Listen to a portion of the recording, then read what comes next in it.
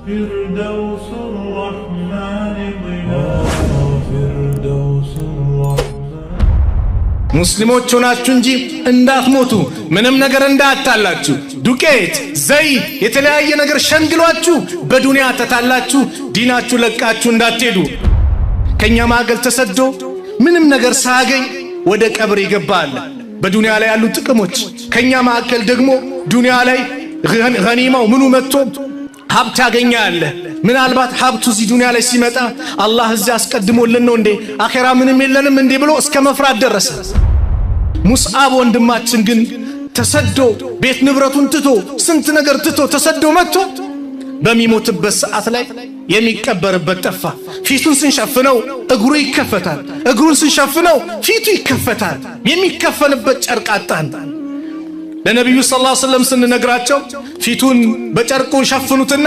እግሩን ደግሞ ሳር ነገር አድርጋችሁ ቅበሩታል የዚህ ጊዜ ምግብን ትቶ ማልቀስ ጀመረ ሐባብ ኢብኑ አልአረት ሙስሊሞች ሆናችሁ እንጂ እንዳትሞቱ ምንም ነገር እንዳታላችሁ ዱቄት ዘይት የተለያየ ነገር ሸንግሏችሁ በዱንያ ተታላችሁ ዲናችሁ ለቃችሁ እንዳትሄዱ አላህ አደራ አለን ሙስሊም ሆናችሁ እንጂ እንዳትሞቱ አለና ወዕተሲሙ ቢሐብሊላህ አለ በአላህ ገመድ በላ ኢላሃ ኢላላህ በቁርአን አንድ ሁኑ ተሳሰሩ ጀሚዓን አለ ሁላችሁም አለ አላህ አንድ ሁኑ አንድነታችሁን አጠናክሩ ወላ ተፈረቁ አለ እንዳትለያዩ ልዩነት መለያየት አዛብ ነው ቅጣት ነው አንድነት ረህማ ነው እዝነት ነው እንዳትለያዩ ወዝኩሩ ኒዕመተላህ የአላህን ጸጋ አስታውሱ ኢዝ ኩንቱም አዳአን እናንተ ጠላቶች በነበራችሁ ጊዜ እናንተ እርስ በራሳችሁ የምትወጋጉ አንዱ አንዱን የሚያጠቃ አንዱ አንዱን የሚያጠፋ በነበራችሁ ሰዓት ላይ ፈአለፈ በይነ ቁሉቢኩም አላህ በልቦኖቻችሁ መካከል እርስ በራሳችሁ እንድትስማሙ እንድትዋደዱ አንዱ ለአንዱ እንዲያስብ አንዱ ለአንዱ እንዲጨነቅ አላህ ይህንን አደረገ ፈአስባህቱም ቢኒዕመቲሂ ኢኽዋና አላል አያችሁ በሱም ጸጋ ወንድማማቾች ሆናችሁ ኒዕማ ነው ወንድምነት ወንድምን ማግኘት ወላሂ ኒዕማ ነው ፈአስባህቱም ቢኒዕመቲሂ ኢኽዋና አላህ በሱም ጸጋ ወንድማማቾች ሆናችሁ ወኩንቱም አላ ሸፋ ሁፍረት ሚነናር እናንተ ከጀሃነም ጫፍ ላይ አፋፍ ላይ ነበራችሁ ልጠፉ የቀረባችሁ ጀሃነም ውስጥ ልገቡ ኢስላምን ሳታገኙ ልጠፉ የቀረባችሁ ነበራችሁ ፈአንቀዘኩም ሚንሃ አላህ ነብዩን ልኮ ኢስላምን አምጥቶ ከዚህ ጨለማ ወደ ብርሃን አመጣችሁ ወደ ተውሂድ መንገድ አላህ አመጣችሁ ወደ ኢስላም አላህ አመጣችሁ በማን አማካኝነት በነብዩ አለይሂ ሰላቱ ወሰላም አማካኝነት ስለዚህ كذلك يبين الله لكم آياته الله እንዲህ በዚህ መልኩ አናቅጾቹን ለእናንተ ይገልጻል ያብራራል لعلكم تهتدون ትክክለኛው መንገድ ትመሩ ዘንድ ያለ አላህ ይናገራል ይሄ የቁርአን የወረደበት ሰበብ አለው ነብዩ ሰለላሁ ዐለይሂ ወሰለም መዲና ላይ በሚኖሩበት ሰዓት ላይ አውስና ኸዝረጅ የሚባሉ የመዲና ሁለት አንጋፋ ጎሳዎች አሉ እነዚህ ጎሳዎች ለ120 ዓመታት ሲገዳደሉ አንዱ አንዱን ሲያፈናቅል ሲገል ምን ሲሉ የነበሩበት ሰዓት ነበር አላህ ነብዩን ልኮ ያንን ጥላቻ አላህ ያስወገደበት ነው ሺስ ኢብኑ ቀይስ የሚባል ይሁዲ ሁሉ ጊዜ የሙስሊሙ አንድነት ሙስሊሙ አንድ ሲሆን ሲተባበር ሲተዛዘን ሌላውን ያቃጥሏል ይሁዶች ሁሉ ጊዜ ያቃጥሏቸዋል ዛሬም ያቃጥላቸዋል ነገም ያቃጥላቸዋል ይሄ ባህሪያቸው ነው ይቀጥላል አቃጠላቸው አውስና ኸዝረጅ ቁጭ ብለው ሲጫወቱ ምን ሲሉ አሃ እነዚህ ሰዎች ጭራሽ አንድ ቦታ ላይ መቀመጥ መነጋገር መተባበር መተዛዘን ጀመሩ ቆይ ያለ ሸር የሚፈልቀው ሸር የሚገኘው ሁሉ ጊዜም ከይሁዶች ነውና ልጁን ይባላል ና አለና ሂድና በእነዚህ ሰዎች መካከል ያላቸውን ግንኙነት አበላሻለሁ አተዝኩሩና የውሙ ቡአስ በላቸዋል የቡአስ ለት ቡአስ ማለት በአውስና በኸዝረጅ መካከል መጨረሻ የተደረገች ጦርነት ናት ይህን ታስታውሳላችሁ በላቸዋል ታዳሳለው የዛኔ የሚመጣው ይታወቃል ይሄንን ብቻ አንተ አድርጋለሁ ሁለቱ አንሳርና አንሷሮቹ አውስና ኸዝረጅ ቁጭ ብለው በሰላም እየተጫወቱ እየተነጋገሩ አንዱ አንዱን እየተባበር ምን ይያለ በመልካም ሁኔታ ላይ ባሉበት ሰዓት አሃ እነዚህ ሰዎች ጭራሽ አንድ ቦታ ላይ መቀመጥ መነጋገር መተባበር መተዛዘን ጀመሩ ቆይ ያለ ሸር የሚፈልቀው ሸር የሚገኘው ሁሉ ጊዜም ከይሁዶች ነውና ልጁን ይባላል ና አለና ሂድና በእነዚህ ሰዎች መካከል ያላቸውን ግንኙነት አበላሻለሁ። አተዝኩሩነ የውሙ ቡአስ በላቸዋል። የቡአስ ዕለት፣ ቡአስ ማለት በአውስና በኸዝረጅ መካከል መጨረሻ የተደረገች ጦርነት ናት። ይህን ታስታውሳላችሁ በላቸዋል። ታዳስ አለው። የዛኔ የሚመጣው ይታወቃል። ይህንም ብቻ አንተ አድርጋለሁ። ሁለቱ አንሷሮቹ አውስና ኸዝረጅ ቁጭ ብለው በሰላም እየተጫወቱ እየተነጋገሩ አንዱ አንዱን እየተባበር ምን እያለ በመልካም ሁኔታ ላይ ባሉበት ሰዓት መጣና አተዝኩሩነ የውሙ ቡአስ፣ እንደው የቡአስ ዕለት የተከሰተውን ታውቃላችሁ? አዎ። ማን ነበር ሲያጠቃ የነበረው? የኛ ሁሌም እኔ ሚል እኔ የሸይጣን ባህሪ ነው። አነ ኸይሩን አላረ እኔ የተሻልኩ ነኝ አለ አላህ ለአደም ስገድ ሲባል خلقتني من نار وخلقته من طين እኔን ከእሳት ፈጠርከኝ እሱን ከጭቃ ፈጠርከው ማን ይበልጣል? እንዴት ለሱ ልስገዳል? እኔ ሲል ሁሌም ችግር ይፈጠራል። እኛ የአውስ አለ የኸዝረጅ አለ መጠራራት ጀመሩ። ወዴት? ወደ ቀድሞ ጸባቸው ሊመለሱ፣ ወደ ጦርነት ሊመለሱ አላህ ጅብሪል ልኮ ነብዩ አለይሂ ሰላቱ ወሰላም ጋር ይሄንን የቁርአን አንቀጽ አወረደ። ነብዩ ሰለላሁ ዐለይሂ ወሰለም መተው እኔ በመሐከላችሁ ኑሬ ብለው ይሄንን የቁርአን አላህ በእነሱ ላይ ዋላላችሁን ውለታ እናንተ ጠላቶች ነበራችሁ፣ እርስ በራሳችሁ የምትገዳደሉ የምትጨራረሱ፣ ፈአለፈ በይነ ቁሉቢኩም አላህ በልቦኖቻችሁ መካከል አስተሳሰረ፣ አንድ አደረገ። እዝነት አንዱ ለአንዱ እንዲጨነቅ እንዲያስብ አላህ አደረገ። ፈአስበሕቱም ቢኒዕመቲሂ ኢኽዋና በሱም ጸጋ ወንድማማቾች ናችሁ። እንዴት እኔ እያለሁ አሉ ተለቃቅሰው ተቀቃቅፈው ድጋሚ ያንን ጥላቻቸውን አስወገዱ። አላህ የዛን የሁዲ ሴራ እንዲከሽፍ አላህ አደረገ። ወመከሩ ወመከረ አላህ። ሁሌም ኸይር መጥፎ ነገር ያሴራሉ፣ አላህ ያንን ያከሽፍባቸዋል። ስለዚህ ወንድማማችነት ምንድነው? ጸጋ ነው፣ ኒዕማ ነው። ይህንን ወንድማማችነት ይህንን አንድነት ልናጠናክር ይገባል። አንድነት ሲኖር ኃይል ይኖራል። አንድነት ሲኖር ሁሌም ከአላህ Subhanahu Wa Ta'ala ዘንድ መልካም ነገር ይመጣል። ስለዚህ አንድነት ዛሬ ለዚህ ነው ጉዳይ መነጋገር። የአንድነት ጉዳይ የሚያስጨንቅ ነው። አንድነት የሌለው ህዝብ በአንድነት የማይሰራ ሁሌም ኪሳራ ነው። ለስኬት አይበቃ፣ ይከፋፈላል፣ እዛ ይሄዳል፣ በየቦታው ኃይሉ ይወገዳል። የዛኔ የጠላት መጫወቻ ነው የሚሆነው። አንድነትን አላህ ለዚህ ነው ባዮን አንድ እንድንሆን አላህ ሲያዝ መሰረታዊ ነገሮች አሉ። ዛሬ አንድ እንዳንሆን አንድነታችን እንዲወገድ የሚያደርጉ ምንድነው ከተባሉ ብዙ ጊዜ ከአላህ Subhanahu Wa Ta'ala ትእዛዝ መውጣት ነው። ከነብዩ አለይሂ ሰላቱ ወሰላም አስተምሮ መውጣት ነው። አላህ ወዕተሲሙ ቢሐብሊላሂ ጀሚዓን ወላ ተፈረቁ ሲል በአላህ ገመድ በላ ኢላሃ ኢላላህ እኛ መካከል ጭቅጭቁ ሲመጣ ንትርኩ ሲመጣ ያንን ንትርክ ልናስተናግድ ዳኛ ሊሆን የሚችለው ማን ነው? አላህ ነው አይደለም? አላህ የነብዩ አለይሂ ሰላቱ ወሰላም ሐዲስ ነው። ፈኢን ተናዛዕቱም ፊ ሸይኢን ፈሩዱሁ ኢለላህ ወረሱል። በአንዳች ነገር ካልተግባባችሁ ከተጨቃጨቃችሁ ጉዳያችሁን ወደ አላህ ወደ ቁርአን እንደዚህ ወረሱል ወደ መልእክተኛ ወደ ሐዲስ መልሱት። እስቲ የሆነ ነገር አልተግባባንም እኔ እናንተ ወንድሜ እኔና አንቺ አልተግባባንም፣ የሆነ ነገር የሚያጨቃጭቀን መጣ። ጉዳያችን ዳኝነቱን ለማን እንስጥ? ለአላህ እንስጥ። አላህ ምን ይላል በዚህ ቁርአን በዚህ ሐዲስ? ነብዩ ሰለላሁ ዐለይሂ ወሰለም ምን አሉ? እኔ ባልኩት አስተሳሰብ አንተ ባልኩት አስተሳሰብ አያችሁ፣ እኔ ስሜት የምከተል ሰው የራሴን አመለካከት የምከተል ከሆነ ሸይጣን እንደፈለገ ይጫወትብኛል።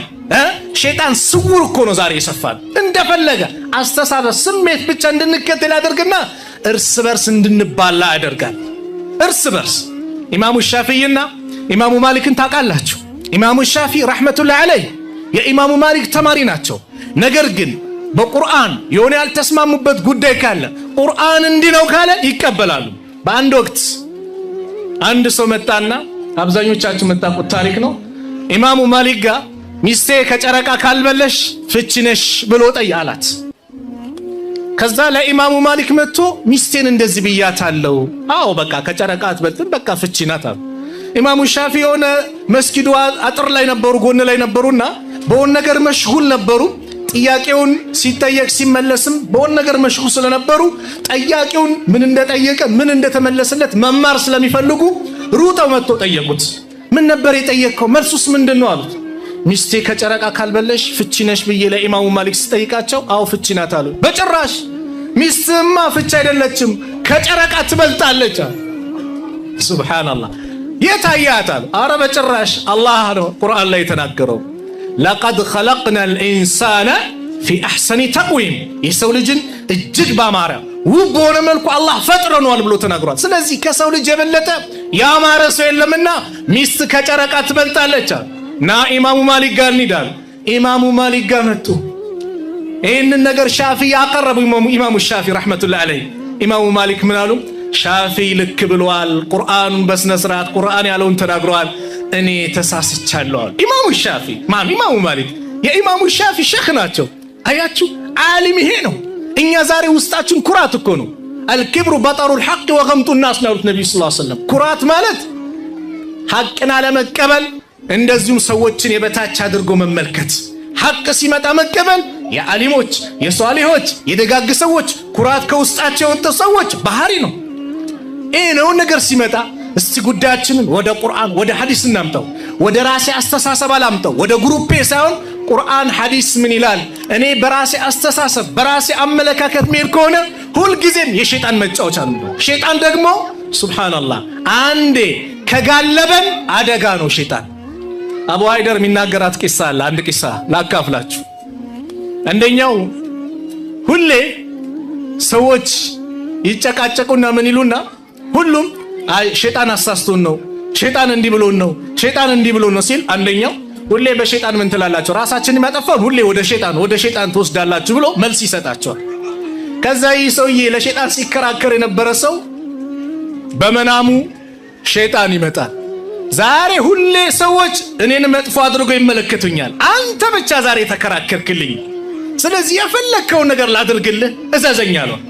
እኔማ የምፈልገው ሐረም መሄድ ነው፣ በቃ ሐጅ ማድረግ ነው፣ ካዕባ ላይ መሄድ ነው። ና ወስድሃለሁ። በምን? እኔን ጋልበኛል። ጋለበው ይዞት መሄድ ጀመረ።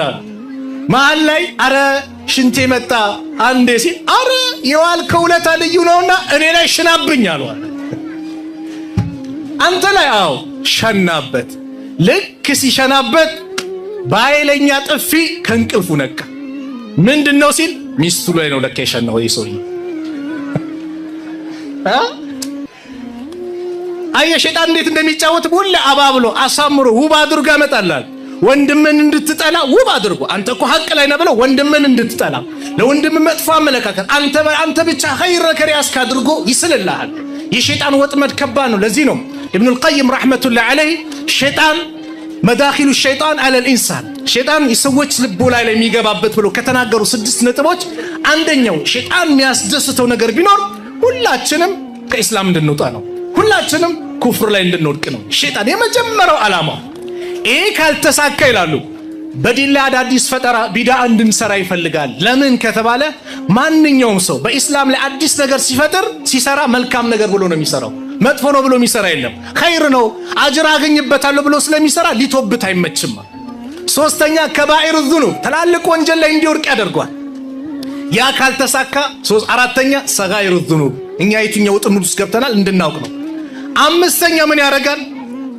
በአንድ ጉዳይ ላይ ብቻ ቢዚ እንድንሆን ያደርጋል። ለምሳሌ ስለ ተውሂድ እንጽፋለን፣ በፌስቡክም ተውሂድ ቅድሚያ ለተውሂድ በደንብ እንናገራለን። ስለ ተውሂድ እንላለን፣ ያስፈልጋል። ነገር ግን እዚህ ጋር ሙስሊሙ አደጋ ቢደርስበት ሙስሊሙ ቢጨፈጨፍ ምን ቢል ቦታ አይሰጠው። ወይ በተቃራኒ ስለ ሙስሊሞች አንድነት እንዲህ ይላል። እዚህ ጋር ቀብር ቢመለክ ምን ቢባል ምንም ቦታ አይመስለው። በአንድ ነገር ቢዚ እንድንሆን ያደርጋል። ስድስተኛ ወይ ወደፊት ይገፋሃል ወይ ይጎትታል። ወሰጢይ እና ሚዛናዊ እንድትሆን አይፈልግም። ወደፊት ይገፋል፣ ድንበር ታልፋለህ። እከሌ ካፊር ነው፣ እከሌ ሙብተዲስ ታፔላ ትለጥፋል። ወይም ደግሞ እንደዚህ ይጎትታል። ምን ያደርግሃል? በቃ መጥፎም ሲሰራ ጠጅ ቤት ሲገባ አብሮት ይገባል። ተሳሁል ሁሉም ገርገር አድርገ ገደል ውስጥ ይቀጥል እንጂ ሚዛናዊ ሆነ እንድትሄድ አያደርግም።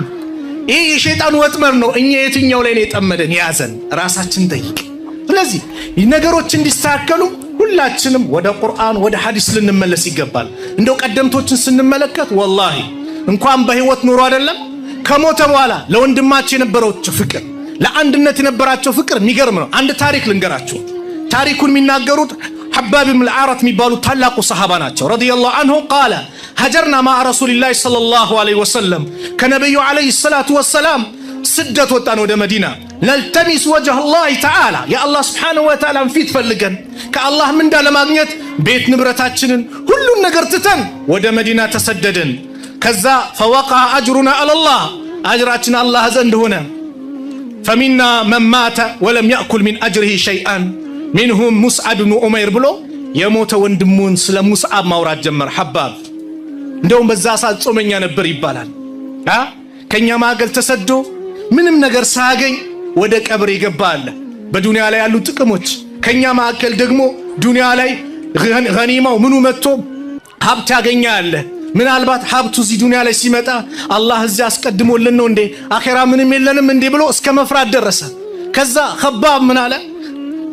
ኢፍጣር ቀርቦለት ነበር፣ ጾመኛ ነበረ። ስለ ወንድም ሙስዓብ ወንድማችን ግን ተሰዶ ቤት ንብረቱን ትቶ ስንት ነገር ትቶ ተሰዶ መጥቶ በሚሞትበት ሰዓት ላይ የሚቀበርበት ጠፋ። ፊቱን ስንሸፍነው እግሩ ይከፈታል፣ እግሩን ስንሸፍነው ፊቱ ይከፈታል። የሚከፈንበት ጨርቅ አጣን። ለነብዩ ሰለላሁ ዐለይሂ ወሰለም ስንነግራቸው ፊቱን በጨርቁ ሸፍኑትና እግሩን ደግሞ ሳር ነገር አድርጋችሁ ቅበሩታልና የዚህ ጊዜ ምግብን ትቶ ማልቀስ ጀመረ ሐባብ ብኑ አልአረት።